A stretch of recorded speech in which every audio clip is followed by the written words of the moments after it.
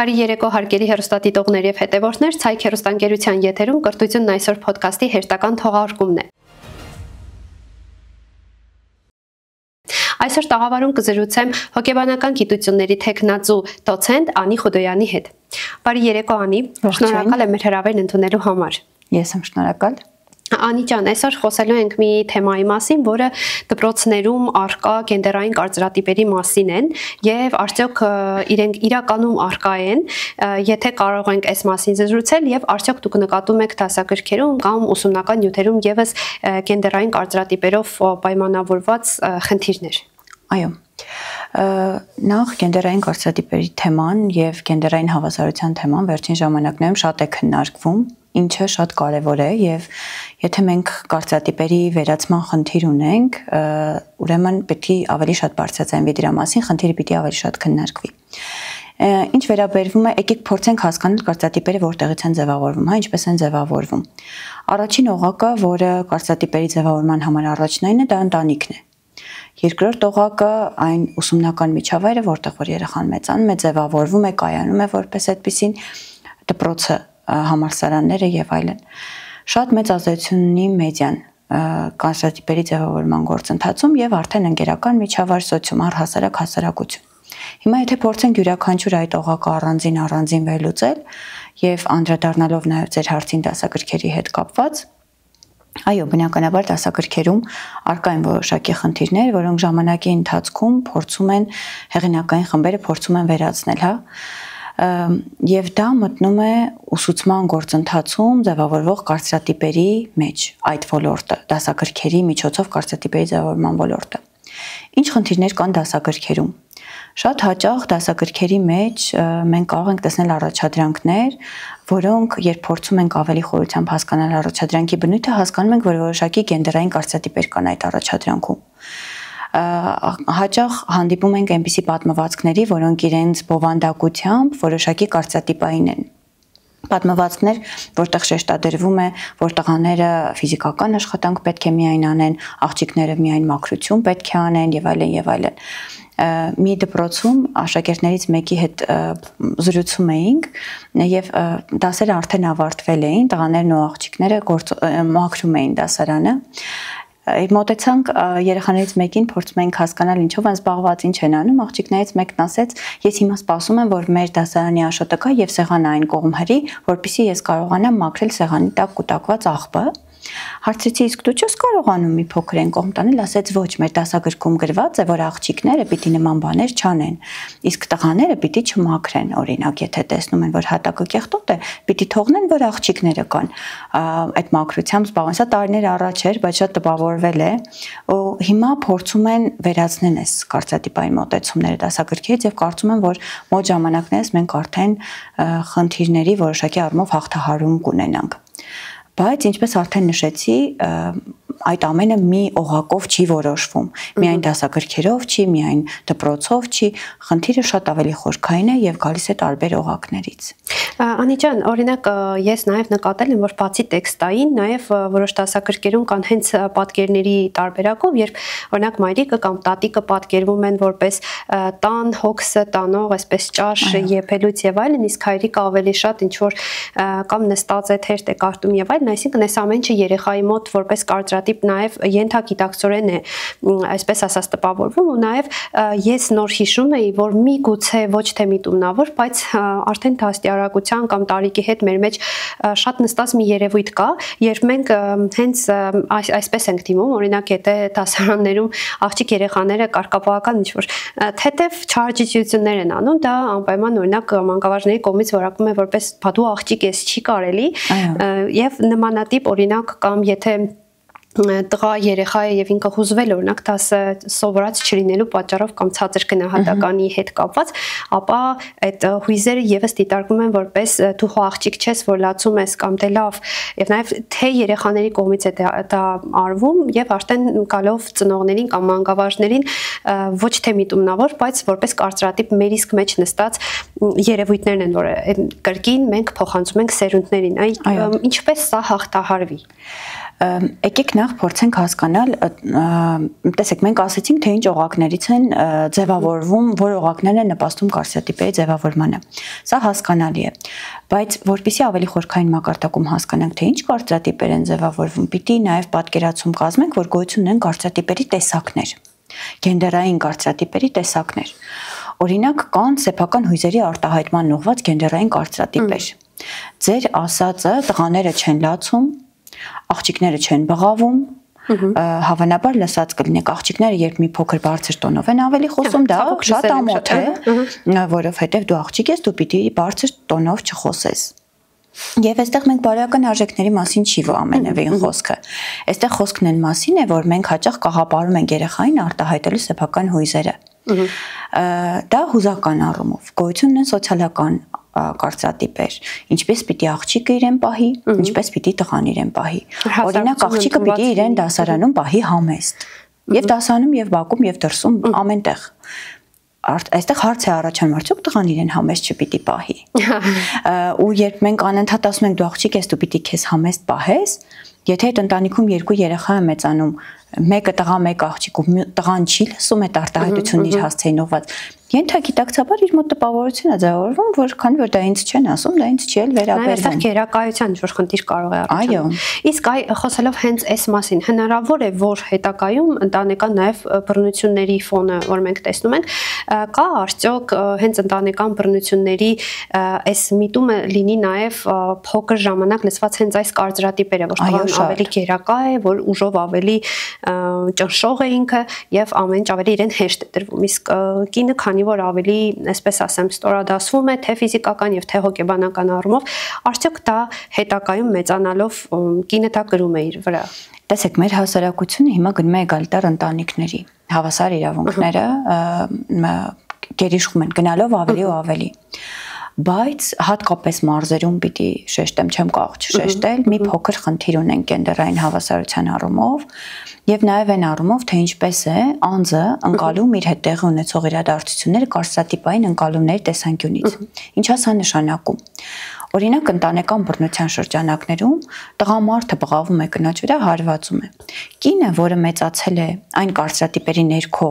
որոնց շրջանակներում իրեն ասել են, բա տղամարդ է պիտի մի հատ էլ հարվածի,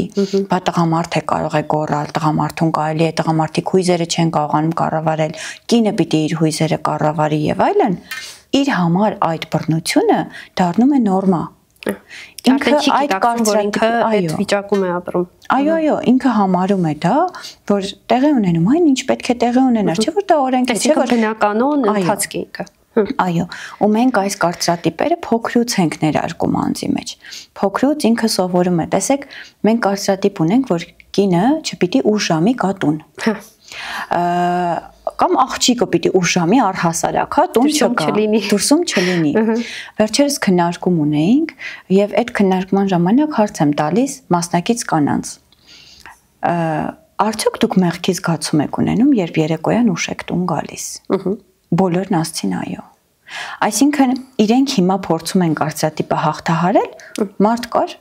հացի փռում էր աշխատում, իր աշխատանքը վերջանում էր երեկոյան ժամը 12-ին։ Եվ ինքը էլի այդ մեղքի զգացողությունն ուներ։ Ինքը թեպետ հաղթահարում է կարծրատիպը քայլ է անում, որ իմ աշխատանքի բնույթն է այդպեսին։ Այսին արտարանում է։ Այդուհանդերձ, այո, արդարանում է։ Ու այդուհանդերձ ինքը ունի մեղքի զգացում, ինքը ասում ամեն անգամ, երբ ես երեկոյան գալիս եմ տուն, ես նայում եմ արդյոք ինձ հարևանները չեն նայում։ Այսինքն մենք այդ խնդիրն ունենք փոքր տարիքից ձևավորվող կարծրատիպեր, թե ընտանիքում, թե դպրոցում։ Մենք ասենք սոցիալական կարծրատիպեր, խոսեցինք հուզական կարծրատիպերից, գոյություն ունեն մասնագիտական կարծրատիպեր, շատ տարածված։ Մենք երեխային փոքր տարիքից ասում ենք, թե որ մասնագիտություններն են, որ տղաներին են դրորոշ, որ մասնագիտություններն են, որ ցանկալի է, որ կանայք այդ մասնագիտությունն ունենան։ Ու դա էլի կարծրատիպերի ձևավորման եւս անգամ դպրոցահասակ տարիքի երեխաներին դպրոցում մենք այդ կրթական կարծրատիպերը շարունակում ենք։ Իսկ Անջան, ես նկատել եմ, որ չեմ ասում մեծ մասամբ, բայց շատ են լինում նաեւ դպրոցում դեպքեր, երբ օրինակ բնագիտա-մաթեմատիկական առարկաների ուսուցիչները հիմնականում ավելի շատ ասում են, որ տղաների մոտ առարկաները ավելի լավ են ստացվում, քան աղջիկների, որ աղջիկներին ավելի լեզուները եւ հումանիտար առարկաները հեշտ են տրվում։ Եվ սա նույնպես ազդում է աղջիկների վրա այն առումով, որ եթե իրենք գիտեն, որ կարող են լուծել օրինակ մաթեմատիկական խնդիրը կամ ֆիզիկան իրենց մոտ լավ է ստացվում, բայց այնուամենայնիվ մշտապես այդ առաջ տղաներին են հարցնում, հետո նոր աղջիկներին։ Ես ուզում եմ հասկանամ, այստեղ մենք ոնց կարող ենք օրինակ մանկավարժներին օգնել, նաև ծնողներին, որպեսզի հաղթահարվի եւ մասնագիտություն ընտրելու ընթացքում այս կարծրատիպերը եւ նաև թե սոցիալական, թե տնտեսական կյանքի ոլորտներում, որովհետեւ համակումարով վերջնական արդյունքում ինքը ազդում է մարդու ընդհանուր կյանքի որակի վրա։ Այո, իհարկե, երբ դու երազել ես դառնալ զինվորական, բայց քեզ ասել են, որ դա տղամարդու մասնագիտություն է եւ դու հիմա, չգիտեմ, հոգեբան ես, բայց երազում ես զինվորական լինելու մասին, դու ամբողջ կյանքում ունեն մեջ չբավարարվածության զգացողություն։ Հիմա անդրադառնալով ձեր հարցին, թե ինչպես օգնենք մանկավարժներին եւ ծնողներին, առաջին օղակը միևնույն է ընտանիքն է, խնդիրները պետք է դիտարկել սկզբում ընտանիքում, հետո նոր դպրոցում։ Ինչպես օգնել հարցը սկսում է այն պատասխանից, որ խնդրի լուծումը գտնելու համար մենք պիտի գիտակցենք, որ ունենք խնդիր։ Շատ դեպքերում մենք չենք գիտակցում։ Մենք չենք գիտակցում, որ դա սխալ է, երբ դու աղջիկ երեխային ասում ես, որ ինքը չի կարող դառնալ զինվորական, որովհետև ինքը աղջիկ է։ Երբ մենք սկսենք գիտակցել տվյալ մտքի սխալ լինելը, մենք կսկսենք քայլեր գործադրել այդ խնդրի հաղթահարման ուղղված։ Առաջինը մեզ պետք է որ թե մանկավարժները, թե ծնողները հասկանան, որ կարծրատիպերի վերացման ժամանակն է եկել։ Եվ եթե մենք ուզում ենք ունենալ երջանիկ երեխա, եթե մենք ուզում ենք ունենալ կարծրատիպերից զերծ հասարակություն, այն առումով, որ չկաղապարվենք այն մտքերով, որոնք որ մեզ խանգարելու են լիարժեք ապրելուն, այդ փուլում արդեն մենք կսկսենք որոշակի քայլեր գործադրել ուղղված դրանց հաղթահարմանը։ Հավասարության գաղափարն է անկած գենդերային կարծրատիպերի կոտրման հիմքում։ Անիջան, այստեղ ընդհատելով ձեր խոսքը նաև նկատել եմ մի բան, որ շատ հաճախ գենդերային հավասարություն եզրույթը շատերը մտածում են, որ մենք գործ ունենք սեռի եւ սեռականության հետ։ Ես ուզում եմ մի փոքր այս մասին, եթե կարելի է, դուք բարձրաբանեք, որպեսզի մեր հետևորդների համար եւս բարձ դառնա, որ գենդերային հավասարությունը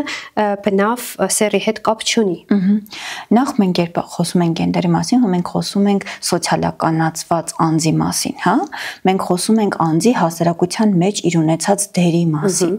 Եվ երբ խոսում ենք հավասարության մասին, գենդերային հավասարության մասին, մենք ի նկատի ունենք, որ թե տղամարդիկ թե կանայք ունեն հավասար իրավունքներ կյանքի տարբեր ոլորտներում։ Դա կլինի քաղաքական ոլորտները, քաղաքական տարբեր պաշտոնների զբաղեցման հարցում, քաղաքական որոշումների կայացման հարցում, դա կլինի մշակութային հավասարության գաղափարը, ես կարող եմ զբաղվել իմ սիրելի գործունեությամբ, օրինակ սա ասեցի, հիշեցի նաև եւս մեկ կարծրատիպ, որ տղա երեխաներին հաճախ խուսափում են բարի տանել, չէ՞, կարծրատիպ է, մշակութային կարծրատիպ է, գենդերային հիմքերով, եթե դու տղա ես, դու պիտի բարի չգնա, դու բոքսի գնա, բայց չէ՞ որ հնարավոր է այդ երեխան ունի տաղանդ, այսինքն հավասարությունն ինքը տարբեր ոլորտներում դրսևորվող, սկսած կենցաղավարումից, մինչև ամենախորքային մասնագիտական առումներով սոցիալական հավասարության մասին է այստեղ գնում խոսքը, սեռային խնդիրների մասին չի, ֆիզիոլոգիական անձի, ֆիզիոլոգիական առանձնահատկությունների մասին չի, ոչ, սոցիալական առանձնահատկությունների մասին է այստեղ խոսքը գնում, այդպես։ Անիջան, իսկ մեծահասակների պահով դեռևս հասկանալի է, թե ինչ պետք է կարողանանք մենք անենք, թե որպես ծնողներ, թե որպես մանկավարժներ, իսկ գալով հենց երեխաներին, արդյոք իրենք զգում են, թե ինչ է գենդերային կարծրատիպը, կամ երբևէ եղել են դեպքեր, երբ դուք առնչվել եք երեխաների հետ, ովքեր իրենց սեփական մաշկի վրա զգացել են ինչ է նշանակում գենդերային կարծրատիպ եւ ինչ կարծիքներ ունեն իրենք, արդյոք կարող են հաղթահարել, չեն կարող հաղթահարել կամ հասարակ իրենք գիտակցում են, որ դա այսպես ասեմ, ենթարկվում են ինչ որ չափով գենդերով պայմանավորված բուլինգի կամ դրսևորումներ, որոնք իրենք նեղվում են դրանից։ Շատ է լինում, տեսեք, տարիքային առանձնահատկություններից է կախված, բայց մինչ ամեն ինչ հասկանալը մենք պետք է երևի թե անդրադառնանք Ալբերտ Բանդուրայի տեսությանը։ Այդ տեսության շրջանակներում հեղինակն անդրադառնում է այն կարևորությանը, որը որ ունի ընդօրինակումը երեխայի կյանքում։ երեխան ձևավորվում է ընդօրինակման արդյունքում, այսինքն ինքը տեսնում է թե ինչ է անում իր ծնողը, ինքը ընդօրինակում է այդ մոդելը եւ ընդունում է որպես իր համար կյանքի կարևոր մոդել։ Երբ երեխան տեսնում է, որ իր հայրը երբեք ավելը ձեռքը վերցրած չկա, անգամ այն դեպքում, երբ տեսնում է, որ, չգիտեմ, աղբը հենց իր անմիջապես կողքն է եւ սպասում է այնքան մինչեւ որ մայրիկը կգա կավլի, դա իր համար դառնում է մոդել։ Եվ երբ ինքը մենակ է տանը եւ հատակին ինչ որ բան է թափվել, ինքը ջանք չի ներդնում, որպեսի մաքրի, որտեվ համարում է, որ ինքը տղա է եւ դա իր գործը չի։ Ինքը հայրիկին է տեսել որպես մոդել։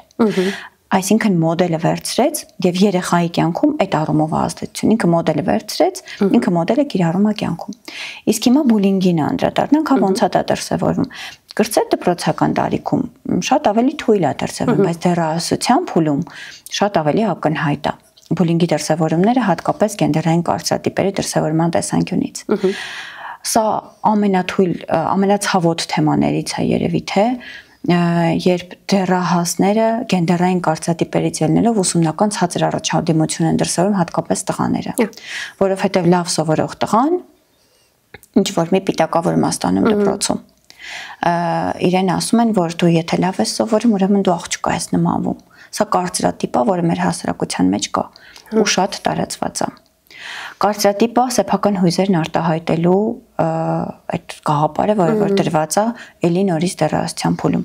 Գենդերային կարծրատիպերը բուլինգի դրսևորման պատճառ հատկապես դառնում են դեռահասության փուլում։ Ամենազգայուն տարիքում։ Այո, ամենազգայուն տարիքում։ Հատկապես երբ դեռահասների դեպքում կան ռեֆերենտային խմբեր։ Դրանք են խմբերն են, որոնց իրենք անդամակցում են։ Հա, ցանկացած դեռահաս ինչ որ մի ռեֆերենտային խմբի անդամ է։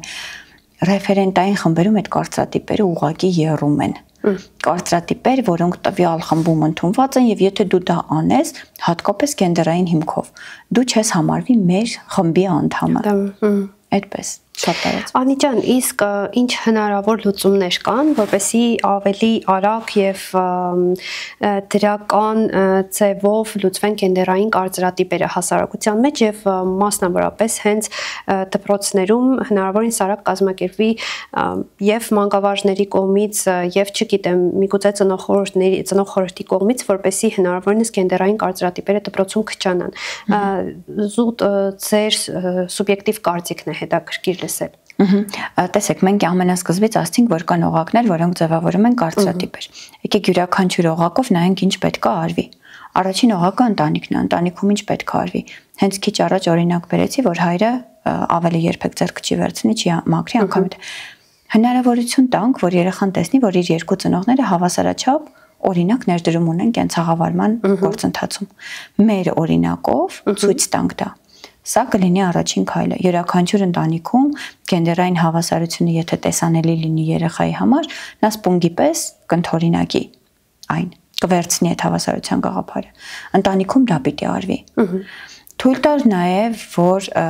մայրիկը որոշակի որոշումների կայացման գործընթացին մասնակցի, էլի նորից մարզերին պիտի անդրադառնամ, որովհետև շատ տարածված է կնոջ ձայնը երբեմն լսելի չի։ Պիտի լուծվի այս հարցը, որպեսզի տանը մեծացող աղջիկ երեխան, այո, չմտածի, որ ինքը ձայնազուրկ է, ելնելով իր մոր օրինակից։ Հաջորդ օղակը ասացինք, որ դպրոցն է, ինչ պիտի արվի դպրոցում։ Կարծրատիպային մտքերի, պիտակավորումների վերացում։ Ուսուցիչները շատ պիտի փորձեն աշխատել իրենց վրա, քանի որ դա մեր բառապաշարումը հաճախ մտած, դու տղա ես մի լացի, դու տղա ես դու ոչինչ որ լավ չսովորես, դու աղջիկ ես դու պիտի լավ սովորես, դու աղջիկ ես դու պիտի այսպեսին լինես, այնպեսին լինես։ Մենք պիտի փորձենք մեր բառամթերքը վերամշակել։ Դպրոցներում ամենատարածված խնդիրներից մեկը սա է։ Դասագրքերի առումով հիմա արդեն քայլեր են ձեռնարկվում եւ հետեւաբար որոշակի առաջընթաց ունենք։ Մեդիան շատ կարևոր դեր ունի մեդիան։ Վերջերս մոնիտորինգ ենք անում, վերլուծում ենք, կոնտենտ վերլուծության ենք ենթարկում ամենատարածված սերիալներից մեկը, անվանումը չեմ ասի, որը երեխաները գիշեր-ցերեկ նայում են։ Եվ այդ սերիալը սկսվում է այն գաղափարով եւ այդտեղ հիմնական արտացվում է այն գաղափարը, որ կինը թաքցնում է իր ամուսնուց այն հանգամանքը, որ ինքը ունեցել է աղջիկ բալիկ, որպեսզի ամուսինը չտխրի։ Էլ չեմ ասում, թե քանի եթերային բառապաշար չի, որ արտահայտեմ, թե ինչ կարծրատիպեր են հնչեցնում գենդերային հիմքերով, հա, ավելի խորը կնստեն երեխայի մեջ, քան ասենք օրինակ ուսումնական նյութում ինչ որ շփանցիկ անցումը։ Այո, ընդհանրապես մեդիայով հնչեցվող ցանկացած նյութ ավելի արագ է յուրացվում, քան ընթերցածի եւ այլն, որովհետեւ միանգամից մի քանի զգայարանների վրա է աշխատում վիզուալ, աուդիալ եւ այլն։ Այդպես, եւ այսինքն մենք 3 օղակ արդեն ունեցանք, որ որոշակի քայլեր պիտի անի։ 4-րդ օղակը հասարակությունն է, ընկերական միջավայրն է, որ ձևավորում է այդ կարծրատիպը։ Այդ 4-րդ օղակը կախված այն 3-ից։ Եթե մենք այդ 3-ում կարգավորենք մթնոլորտը եւ գենդերային հավասարությունները դվի 4-րդը ավտոմատ կերպով կկարգավորվի։ Հասարակության առողջացման համար այս 3 օղակների առողջացումն է պետք այդ առումով։ Շնորհակալ եմ Անի բովանդակային զրույցի համար։ Այսքանը հարգելի հեռուստադիտողներ եւ հետեւորդներ, կհանդիպենք մեկ շաբաթ անց։